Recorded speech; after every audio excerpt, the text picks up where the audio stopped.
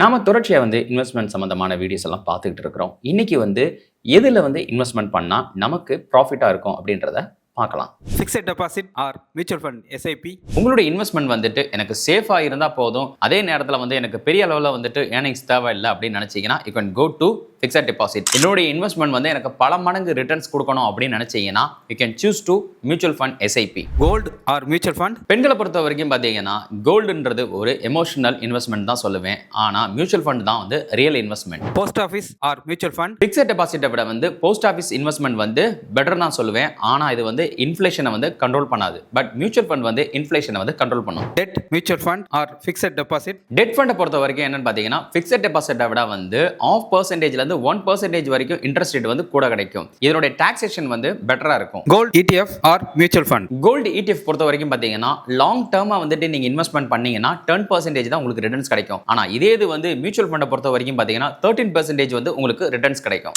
உங்களுக்கு mutual fund இல்லைனா investment சம்பந்தமா ஏதாவது டவுட்ஸ் இருந்துச்சுன்னா ஸ்கிரீன்ல தெரிய நம்பருக்கு கால் பண்ணுங்க. எங்க டீம் உங்களை கான்டாக்ட் பண்ணி உங்களுக்கு மியூச்சுவல் ஃபண்ட் சம்பந்தமான டீடைல்ஸ் சந்தேகங்கள் எல்லாத்தையும் அவங்க சொல்லுவாங்க.